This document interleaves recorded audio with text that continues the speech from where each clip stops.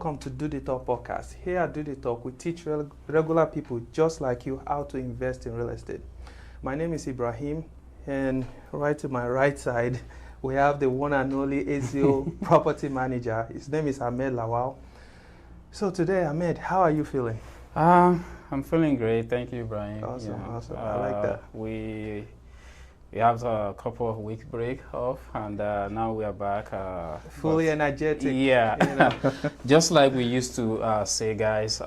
This is free content, and this is educational content. Yeah. This is something that we kind of passionate about, and Yes. we want to educate as many people as possible. The only way we are requesting your assistance is just by like, share, and subscribe to our YouTube channel. Yes. And other social media channel. That way we can reach more people, and more people can be engaged on this content and be informed just like you. So today's topic is something that not a lot of people know about, and it's always come to their knowledge when it is too late. And it is all about permit. That's a big topic. So yeah, people don't really pay attention to it until it is too late. So we want to educate you on how you can look out for it, and if there's any issue, you can catch it on time so that you can negotiate your way in or out of the deal, so that you don't bear the headache of someone mistake. So Ibrahim, for people that doesn't know what permit is about, what is permit, and how can they protect themselves against all the issues that can come around permits? Yeah, thank you, Ahmed. It is a very interesting topic. You see, permit is like you going to the city and telling them that you have a plan, you have a design, you have you and your family have something in mind, like changing the architecture or adding adding a value to your property. And the reason why you have to go to the city is because you wanna make sure the city approves what you and your family have in mind.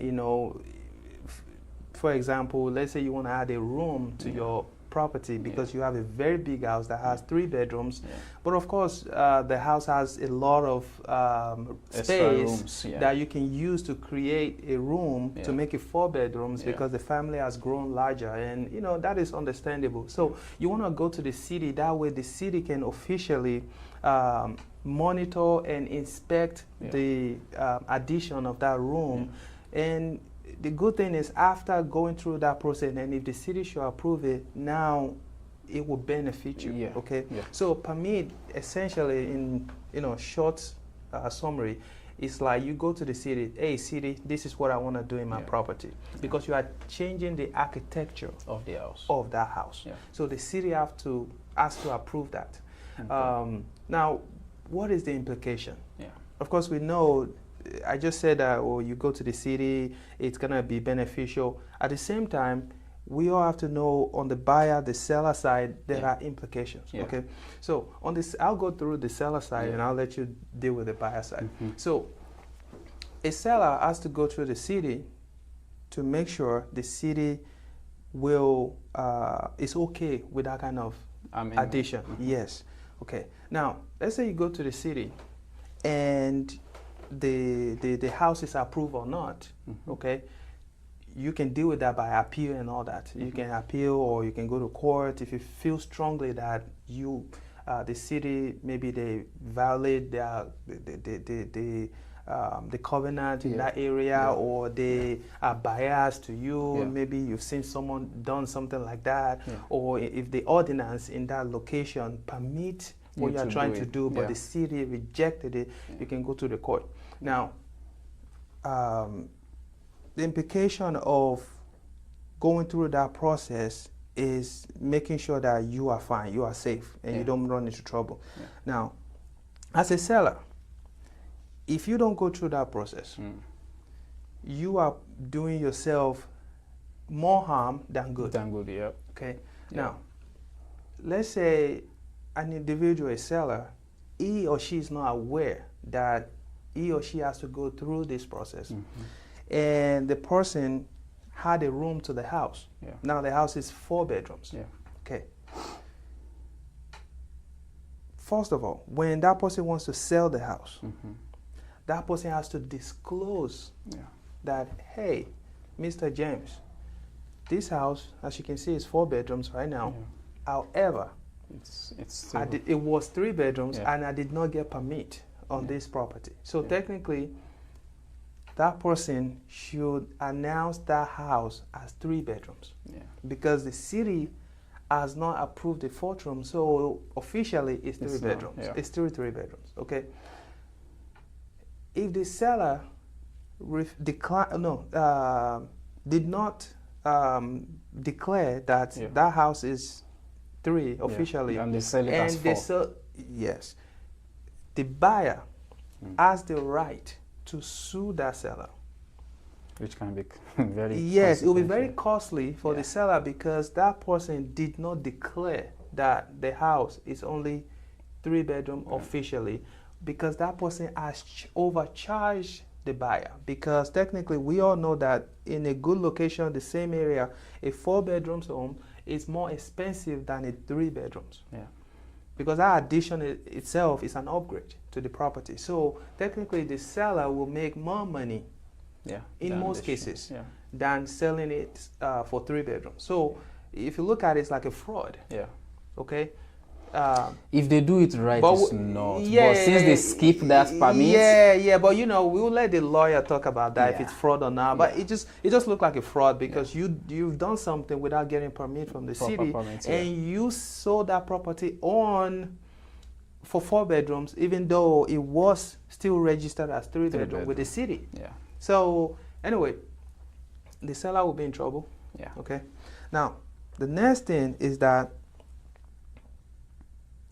if the person is selling the house on the MLS, selling with the realtor, that might help prevent that kind of sale, especially if that person is talking to a real estate broker that know what he or she is doing. Because technically, I will not personally list the house for 4 bedrooms because you have to have a permit to change that house to 4 bedrooms. Because on the city, you know, because we have information, we have access to where you can get like all this property history and what is recorded in the city and all that. So I will not let the seller list the house for as a 4 bedroom because it's still 3 bedrooms. Okay, until that person goes and get the permit and go through all the process and everything. Okay, so if that person should sell it with a realtor, that might help to detect the issue or get that person educated on how to properly list the house. So that's another advantage of selling with that's the realtor, because at that point that person would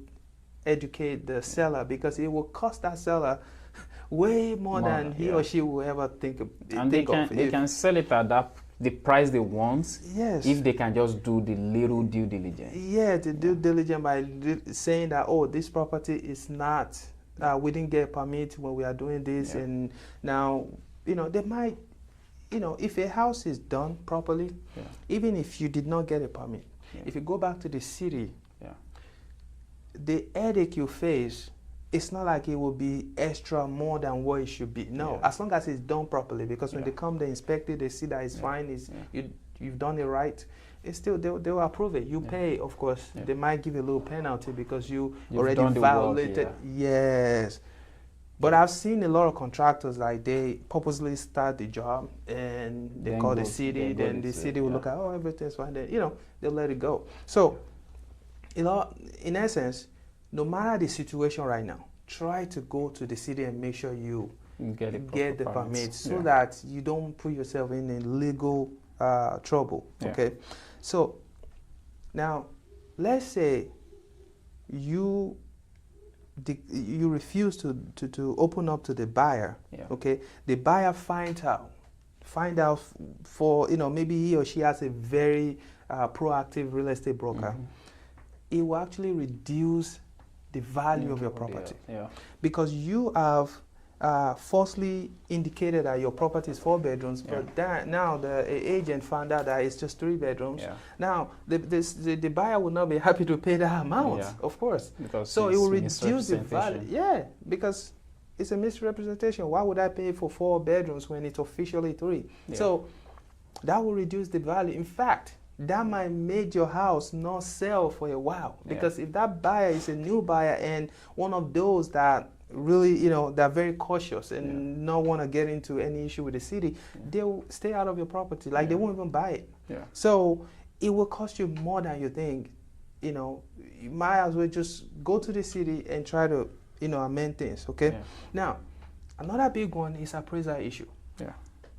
I mentioned real estate broker. We also have appraisers that go in and make sure this house or this property, what that value, what that amount that you are requesting as a seller or what you are listing it for. So if you misrepresent the whole thing and thinking if I say 4, even though you didn't get permit, you're going to make more money, that's false. Because the appraiser knows, they get the information about the houses that are sold in that area. They know what that plan used to be. Okay. Now, them looking at it and see it as 4 when the city is still recorded. I mean, the property is still recorded at the city as 3 bedrooms. So technically, they see it as. In fact, they might call you and say, "Hold on, is this the same house that we are looking? Because I'm only seeing 3. Why you listing it as 4?" So don't put yourself into trouble. Okay.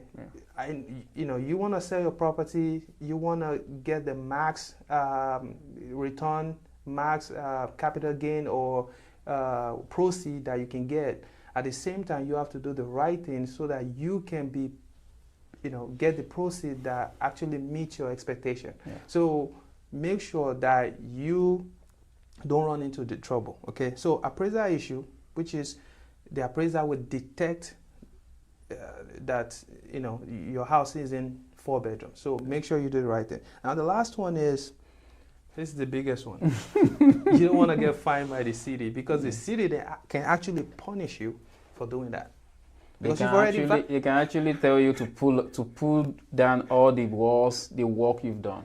That'll be the biggest problem, my brother. So because you've already violated the city code. And you wanted to sell the house and you listed the house for even more bedrooms than what it is without getting a permit. So depending on if you have a very great lawyer or not, which is going to cost you more money because you have to go get a lawyer to help you, appeal to the city. Like, okay, whatever reason it is, they will come up with something. But long story short, it will cost you more money than you can ever imagine. So the best thing is, before you get started, make sure you talk to someone who knows how to, like a project manager, and make sure they approach the city, advise you on the right thing to do.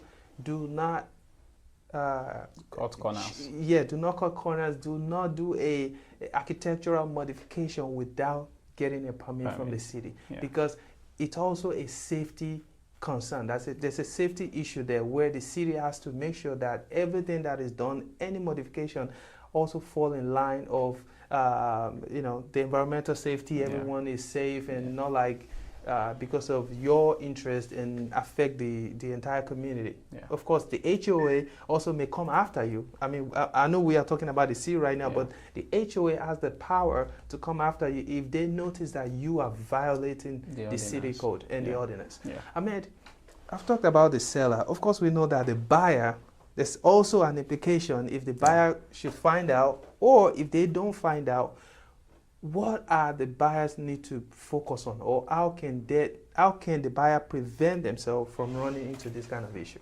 Thank you, Ibrahim. In fact, I was sitting here listening to you, and the information looked very new to me. This is a good thing when you come on here and educate other people, because the more you try to educate people, guess what? You are educating yourself too. Definitely. So thank you for that good detailed explanation on the buyer side. So for the seller, there are a couple other risks that is associated with non-properly doing the work, structural change in the house without getting a proper permit. So it is on both sides, which is I'm going to be hitting on the seller side. One of the biggest part is we all know how America is structured, right? It's structured around credit, and majority of the house that's being transferred ownership use mortgage, right? They use loan around it, and when that happens, there are a little bit of due diligence that comes up. Part of it you mentioned inspector, appraiser, and all that. the buyer can run into a finance issue when the house doesn't have the proper permits with the previous work that has been done.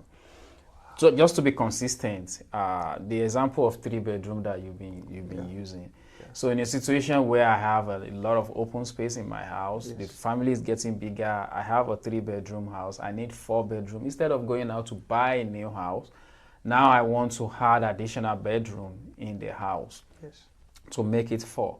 There's nothing wrong with that.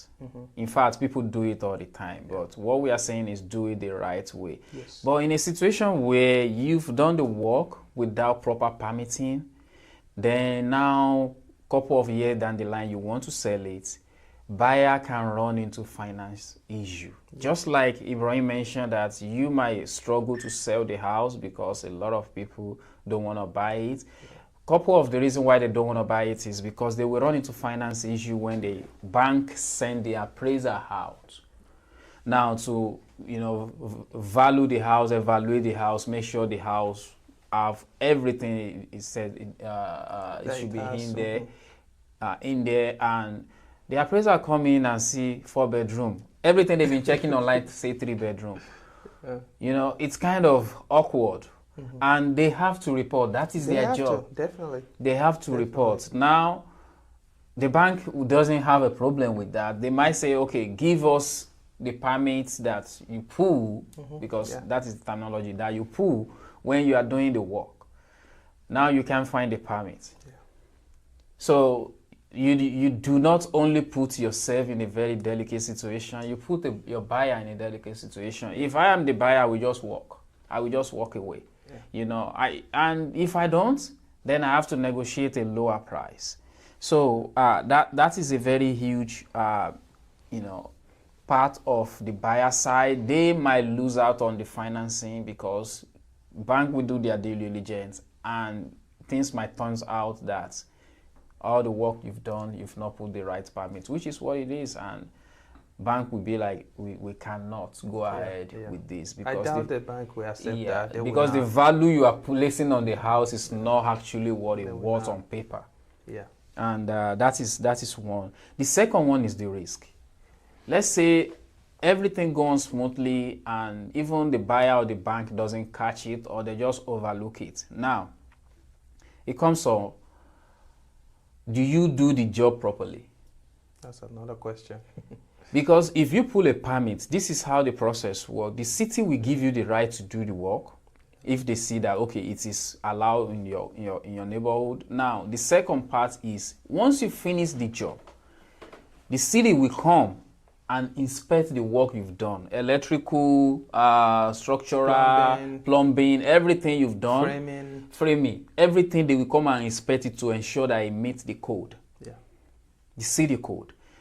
If that doesn't meet the city code, they won't give a pass on it, and they will ask you to redo it. And they will be on you until you actually redo it. Yeah, you get fines if you don't. So safety concern is out of it if you do it properly, if you pull the permit that you're supposed to pull. Now, let's say you've done the work, you didn't pull the permit, you've done the work and everything, and the buyer buy the house, you are putting the buyer in a very, the risk that they are not even aware of. Because you've misrepresent the house that you are selling to them. So all these things is just domino effect. If you don't do it the right way, then it just the risk just keep piling up, which can come back to be a very costly mistake. Very costly. Very costly. Because if anybody gets hurt from the work that you've done and without permit and all that, it can just be very, very dangerous. So that is another one. Future sales issue. Ibrahim already hit on this. On the seller side. Now, let's say the buyer buy the house. 10 years down the line, they want to resell the house. They are not the one that do the work. The previous seller does. Now they want to resell the house. They now meet a meticulous buyer, someone that do their due diligence and pay attention to everything. They might have difficulty selling that house. And they are not the one that actually do the work. They buy the house the same way you sell it to them. So it's just easy for everybody. It's just easy for future references. You don't want people to see you outside like, okay, that is the person that sold the house to me, and they started like cursing you and all that. So future sales issue can be a big part as well. Government enforcement. Let's say now the seller is now living in the house peacefully. Nobody discover anything, and down the line the government find out. Guess who they're gonna come for? Not you, the seller that actually do the work, but the buyer that is living in the house, that owns the house. Current owner. Yeah. That is who they come for. So it's just uncomfortable for them to explain the work that the seller that sold the house for them to do, to explain the work that the seller has done, because they don't even know what was done. Mm-hmm. So it's just so uncomfortable. And when the city finds out, they will want to enforce permits, doing it the right way, because it's just safe for everyone. And that is their job. Safety, making sure everything is safe for people that are, living in the house. So these are common issues that sellers and buyers can run into. But let's say this has now happened. How can people actually work themselves out of the situation? One is, retroactively pull a permit. You've done the work, you finished the work, you can retroactively pull a permit. You can still go to the city and say, hey city, you know what, this used to be a 3-bedroom, but the owner or myself, I had an additional bedroom to it. Mm-hmm. Everything seems great, but we want you to come and inspect just so we have it, and authorize it just so we have it on record. You can do that. They might be grumpy because you ignore them first. They might be charging you some extra fee, but guess what? It is safe in terms of money. It is safe in terms of health. It is just safe for everybody. Yeah. In that situation, because now they will come, they will tell you what was done right, what was done wrong, and they will tell you what you can do to fix what was done wrong. I've seen a situation where city actually comes to the house and told the owner to pull all the walls that they created. Wow. And this is a buyer that bought the house as is. The previous owner actually did the actual job. Yeah. Now this buyer, the current owner now to go and look for the previous seller, previous owner, and they have to walk through all that. It is just uncomfortable. That guy is on a beach in Florida, and now he's getting a call for the house add-on that he has done like 5-6 years ago. Yeah. So it's just uncomfortable for everybody. Another thing is price adjustment or credit. So I've done the work, but I didn't report it to the city. Mr. Ibrahim here likes the house, he likes the structure, he likes everything. But it's like, you know what, the only reason why I cannot buy this house is because you don't pull a permit on it. I can be like, you know what, I'm going to take 10,000 off, I'm going to take 5,000 off the price if you really like this house, so that you can go and retroactively pull a permit on this work that has been done. Yeah. That can be, you can give a credit for it. And, just so to make that effort that the buyer is putting in worthwhile, because it is your responsibility. You do the work, you are supposed to pull the permit. But since you do not, now for the other person to retroactively do it, you give them a credit for it. The final one is you can sell the house as is. So you don't run into being accused of not fraud, that you do not disclose the work that you've done. So you can disclose it and tell the buyer, I'm selling this as is. Yeah, you still have to disclose it, even with the as is. Yes. You still have to say, I added the house without permit. Yes. Yeah. Okay. You can definitely disclose it and tell them, I'm not willing to give credit. If you want to buy it. If not, you can walk. So you can do that too.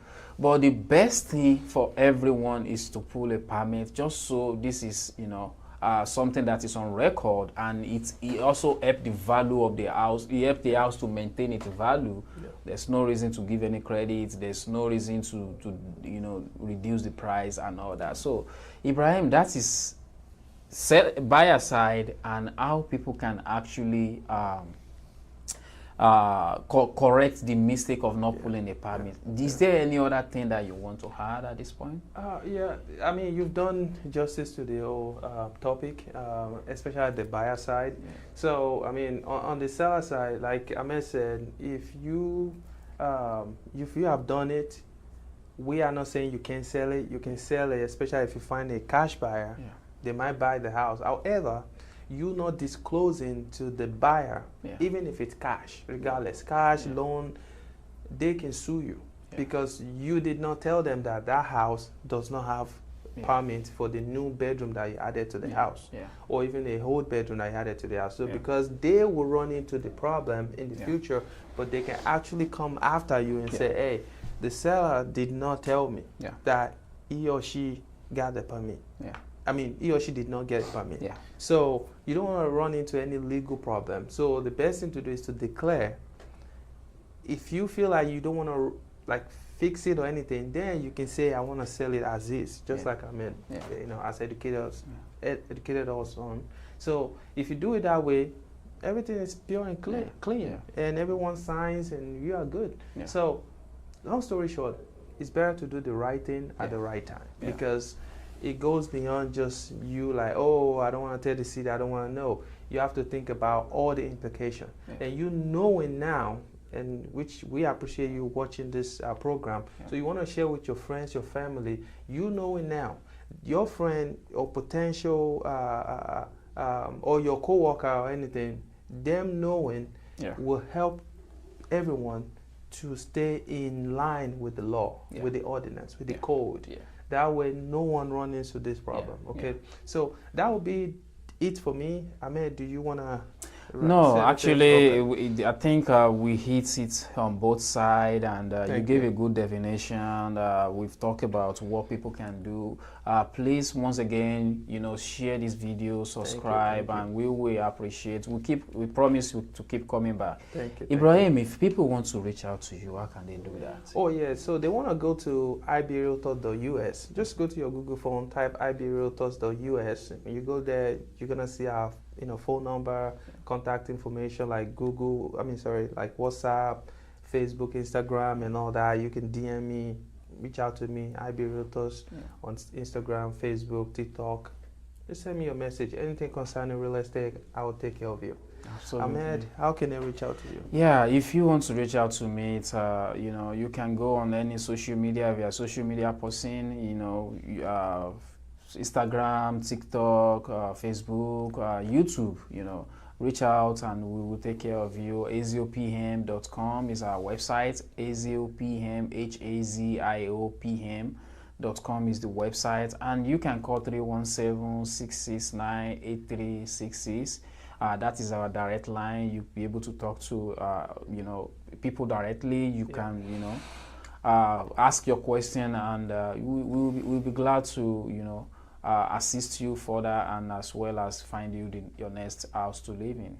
Until next week, take care.